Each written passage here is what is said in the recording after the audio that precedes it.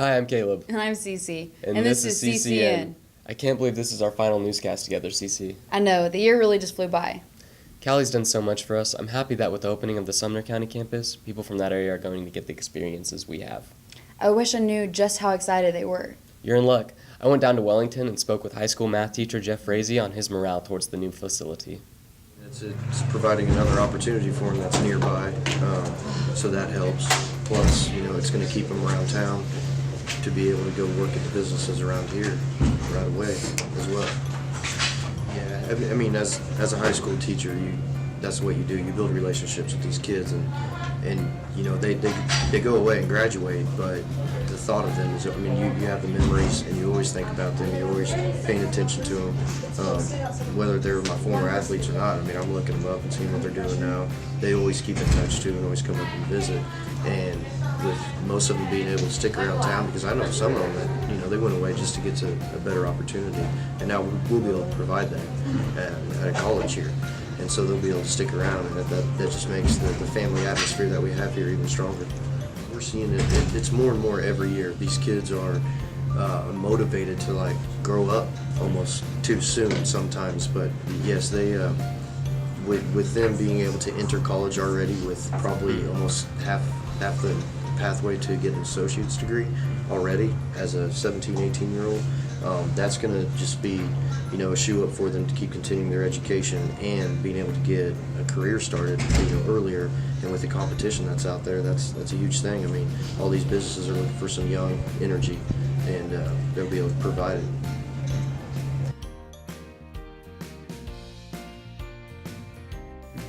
I'm excited to see how the new Cali campus will look after it's done. Me too, especially with the new opportunities there. Speaking of opportunities, did you get a chance to go watch the band concert? I heard about it, but I didn't have a chance to go. Our own Leah Darnell and Dalton Dinkle caught up with the band director, Evan Ricker, and co-sponsor of the Diverse Tigers Club, Kyle Hayes, to get information on both the club and the concert. Hi, I'm Leah Darnell. On May 5th, the band performed their first concert in the series Concert for Our Cause. At the concert, Diverse Tigers was announced that it will be relaunching in the fall. Dalton Dinkle and I caught up with band director Evan Ricker and co-sponsor of the club, Kyle Hayes, to get the inside scoop on both the club and the concert. Here is the story. A friend of mine in Maine kind of started it, and he sparked the idea in my head. So it was just kind of a thing that I think that we as a community could rally together and support different kinds of causes, not necessarily always a diversity cause, but even though that's kind of the way we're leaning, especially since Diversity Tigers is the one sponsoring all of it. But if we lean away from diversity, I think we could tackle causes like cancer awareness, suicide awareness, things like that. So the scope of the project is rather large, and I think that's a good thing for us to be able to get out and help raise awareness and possibly even money for different causes. So the whole idea was just for the band to give back to a community that's given to the band. Some other causes we're going to choose to highlight for the coming concerts. We're wanting to stick close to the diversity issue, so we're going to choose a concert of all women composers. We're going to try to do a concert of African American composers and Hispanic composers, as well as just some different diversity related topics. Black History Month has come up, that kind of thing. So that we're just kind of looking at ways to celebrate diversity within the music community as well as within our Cali community. So hopefully, just any Cali student that's interested in just the concept of diversity and to promote it and to promote themselves. I will be definitely checking out those other concerts, especially the one with all women composers. What I like most about the Wellness Center, it's convenient. The Wellness Center is affordable. $20 a month for community members, $180 a year, and free for Cali students living in the dorms. They have everything I want. It's so easy to work out how I want to work out. From arms to legs. And they have a sauna for those who like to relax after their workout. The Wellness Center of Cali College. It's how we stay healthy. Sophomore Josh Wolf is leaving us come May. Isn't that the host of the Lone Wolf Show? Exactly. I caught up with Josh to learn about his process and how his show came to be.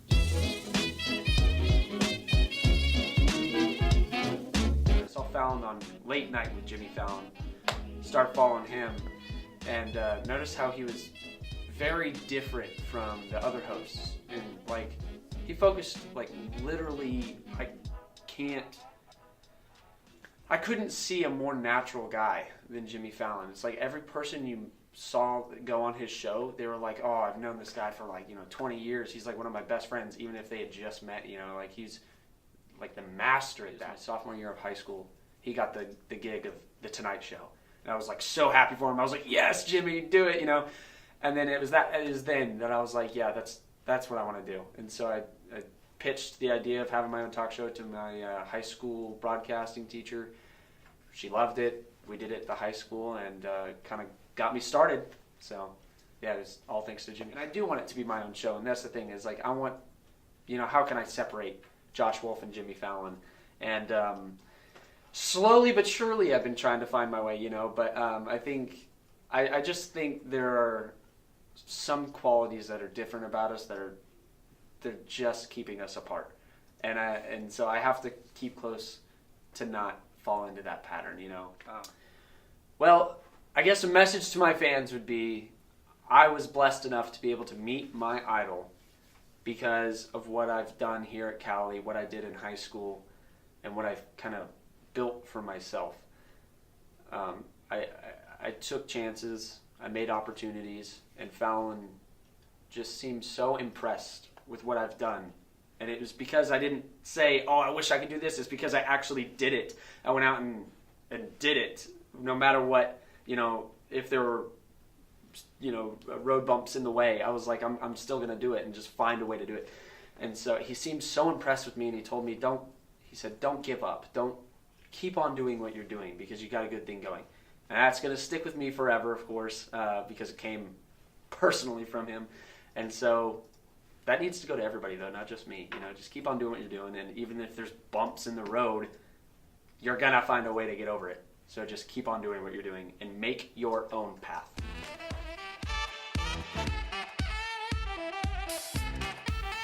Hey, Caleb, did you ever get a chance to go see the What Were You Wearing exhibit? I did. It was very powerful. Jenna Nichols and Emma Prey went to the event to capture these stories on camera. Hello, my name's Jenna Nichols. The Title IX team at Cali College started off the month of April with an exhibit called What Were You Wearing? The exhibit featured many testimonies from people who have survived sexual assault. Let's take a look.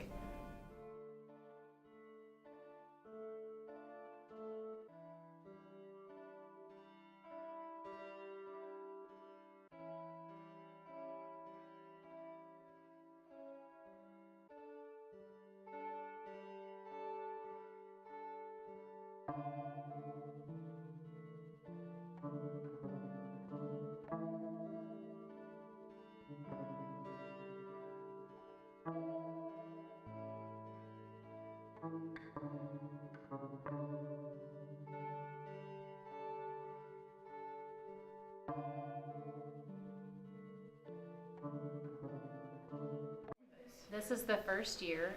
KU started it in 2014, so it's still relatively new. Still trying to get the word out. It's a global thing now, so a lot of campuses even all over the world are able to put on installations like this. April is typically the month that is designated for sexual assault awareness, and so we just tried to start the month out that way, so it's kind of a conversation starter. It's something we can talk about the rest of the month.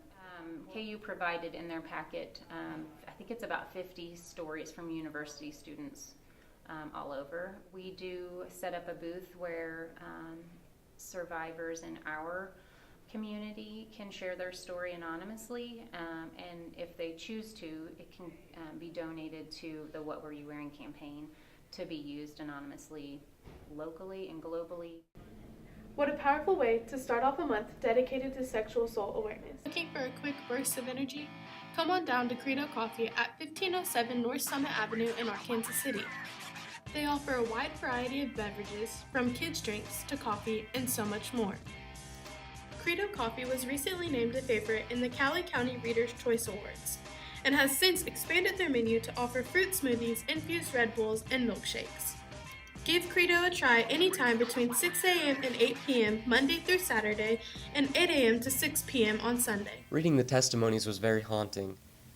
Don't worry, Caleb. Dalton Dinkle is here with a testimony from head baseball coach Dave Burrows regarding his recent induction to the Hall of Fame. Well, Dalton, I think I don't know how important it is other than, when your peers recognize you as being deserving of this honor, then it's important. So I'm very honored and humbled by it. So we've worked really hard, but I haven't done it alone, no, either. There's been a lot of players and a lot of coaches along the way that helped me get there.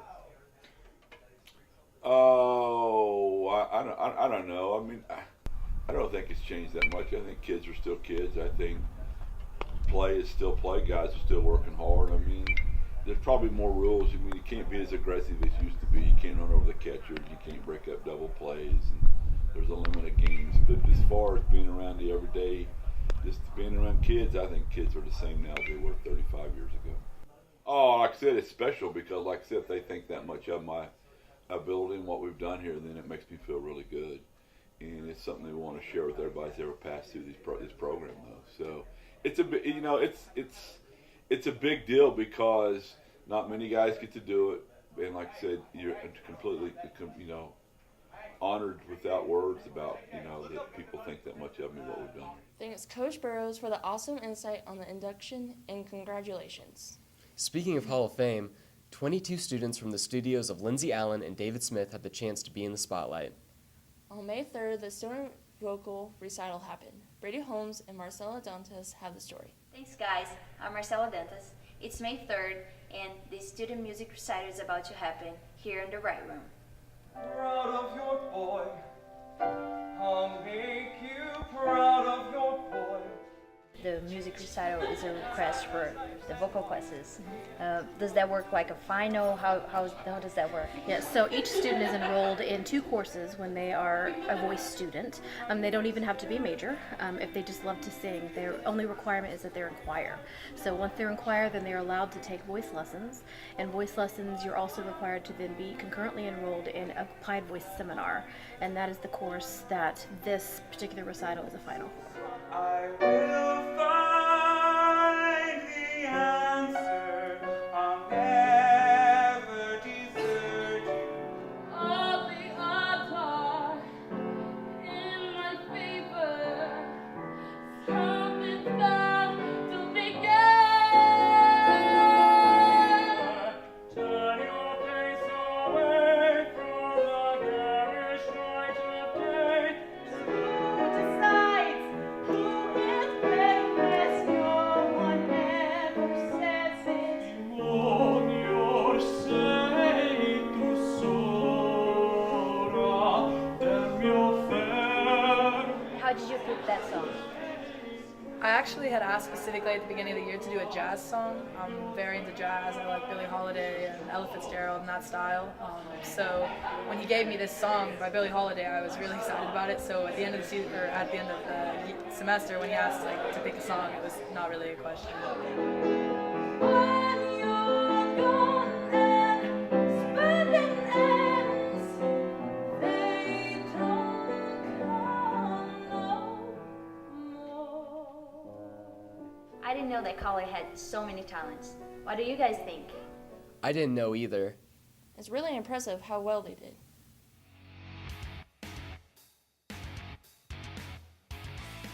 The Elite Training Center Academy is Arc City's only mixed martial arts gym.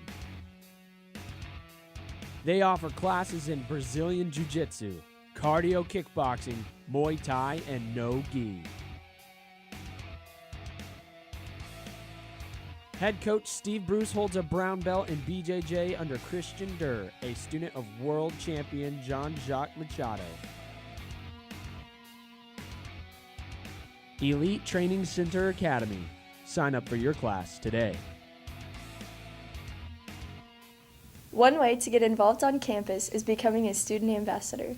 Here's Mandy Hernandez, Director of Student Ambassadors, with more information. Student ambassador, you have to be nominated by a faculty or staff member here on campus. And the requirements are, I believe you have to have a 2.5 GPA and be a good student on campus.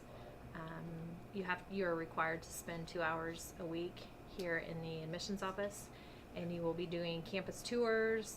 They help with events on campus. They fill folders, they fold t-shirts, they pretty much do anything that needs to be done here in admissions. Thanks, Mandy. Not only do ambassadors act as student leaders on campus, but so do criminal justice majors. You're so right. I always see them being active leaders to keep our campus and community safe. Jenna and I interviewed the Director of Criminal Justice, Frank Owens, to get more details on what being a criminal justice major really entails. Let's take a look. I talked to Frank Owens to see what all goes on in the Criminal Justice Department. Let's go inside and take a look. Criminal Justice program, we have basically 4 degree grids. We offer an Associate of Arts degree, an Associate of General Studies, an Associate of Applied Science, or a certificate. Basically, we offer different flexible options for students that are seeking a job in the criminal justice field. A majority of ours go into law enforcement, but there's other areas such as juvenile justice, court services, law, legal, things like that. It's a full 2-year program, although we do have an option called a Certificate C that could be completed in less than a year. If the student wanted to really apply themselves to the coursework, they could technically be done in probably about 3 semesters and receive a certificate instead of. We received a grant that allowed us to purchase a TI training shooting simulator. So we converted a room here in Ireland Hall into a simulator room that they can practice in. We use it in several different classes as part of our coursework. But basically, they're using real firearms. We have THX surround sound, so we've got some really great sound effects in there. I can make it sound like a plane flying over, a dog running up on you, gunshots, screams, you name it, to add to the effect, the ambiance. And then we put the students in there and they have to make real life decisions. A great working relationship with the local police department. We do the downtown business patrol for Arc City Police Department every night. That's our student patrol. We participate in Arkalala every year. We've expanded our services into Winfield, so now we have partnerships with 2 police departments. Everything that criminal justice does is truly amazing. Who knew they did so much around our campus? I didn't realize criminal justice majors had so much on their plate. Definitely a degree you have to apply yourself to. After a long, hard day of baseball, the team and I go eat at Burger Junkie, the place where everything is homemade and fresh. With daily specials every day, there are so many different options to choose from, like the pastrami burger, the Widowmaker, the double cheeseburger, and even the Junkie fries. Be sure to check out Burger Junkie at 611 West Madison Avenue in Arc City, Kansas. You might see us there. Get your fix on 166. With the end of the school year, college celebrated our students with banquets and awards.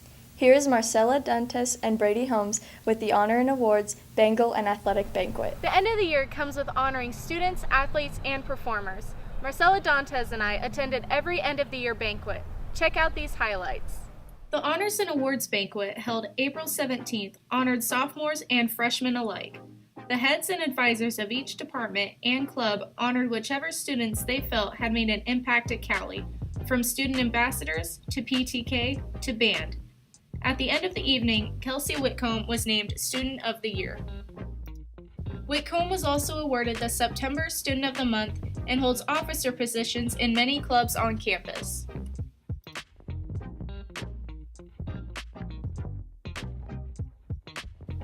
At the athletic banquet held April 25th, all the athletes of the months were recognized, and out of those selected, the male and female athletes of the year were picked.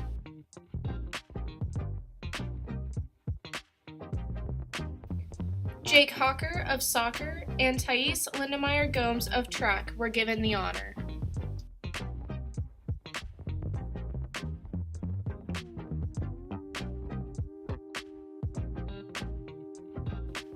The Bengal Awards, held May 4th, recognizes and honors visual and performing arts students.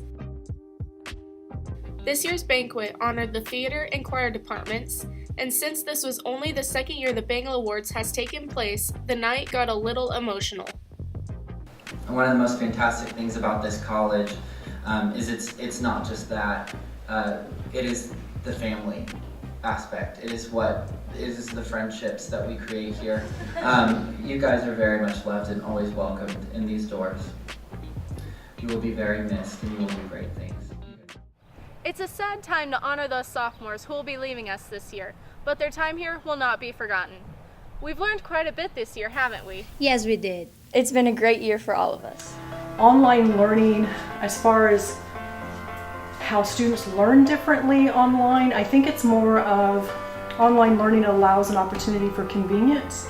So especially for those that want to work or for those that have families. Some research out there kind of looking at how we've spent too much time emphasizing learning styles as opposed to teaching children how to process information in different ways. But some teachers are very good at providing instruction that integrates hands-on activities versus activities that require a lot of reading. Again, it's kind of back to those instructors, and I think we have still today a pretty good mix of who's doing that, who's not. Technology, accessibility to more information. I think that unfortunately we have a large number of students K through 12 as well as post-secondary education who are what we would call digital or media illiterate, which means they struggle with understanding whether or not the information that they're reading is accurate. If you do have students that struggle with, say, a learning disability, some of that technology that's available to those students now allows for dictation. It allows for the computer to read materials to them if they need that auditory because they struggle with the reading skills. Interesting information, Emma. I've taken several online classes, but I never thought twice about them being untraditional. I agree, Jenna. Online classes have just become part of the standard, especially when most scholarships cover face-to-face, online, and hybrid courses. Speaking of scholarships, didn't you interview Dr. Corey Gregg about Duck Dash? I sure did. Here's what she said. Duck Dash is the Cali College Foundation's annual fundraiser, and it is the biggest fundraiser that we have during the year. And what it is, it's a gathering of we sell about 650 tickets out at Spring Hill Farms, and it's a beautiful area. Basically what it is people come to have fun. We have duck races, so you have the little yellow ducks. I don't remember how many, we have thousands of them, and they each have a number, and so when you buy a ticket, you can buy so many ducks, and so you get the numbers, and Spring Hill has a stream that runs through their property. So we dump the ducks at the very beginning of the stream, and they race down the rapids, so to speak, and cross the finish line. And the winning duck of all 6 races, that individual will win $1,000. And typically what happens is, because this is an event that our donors attend, and we have awesome donors, typically they will just donate that money right back to the college. We have 80 sponsors for this event, which is, for an event of our size, is really extraordinary to have that many corporate, business and industry and personal sponsors behind the event. So they help fund the actual event. The money that's donated for the tickets and other, we have raffles. We also this year have a live auction, which we've never had before. That money all then goes into the scholarship fund, which pays for the Duck Dash scholarships for students. So we end up netting about $25,000 to $30,000. What that does is it goes into, we have an endowed Duck Dash scholarship, and so that money goes into that endowment. So we're able, depending on our payout rate, we're able to fund about 5 to 6 scholarships a year out of the Duck Dash scholarship.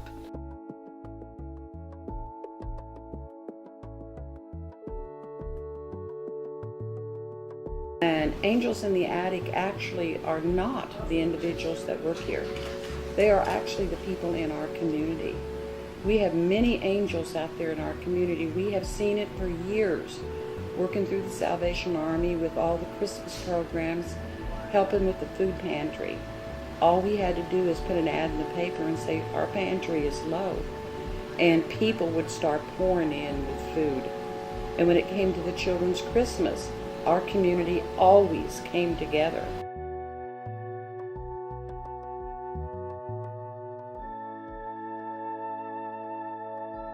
I knew Duck Duck Dash was the largest fundraiser for scholarships, but I didn't know it was a private event for previous donors. Neither did I. I'm constantly amazed by the opportunity Cali presents to their students. Speaking of opportunities, here's Sierra with some information about the upcoming end-of-the-year bash. I'm Sierra, and I caught up with Landon West to get the scoop on the end-of-the-year bash and following activities.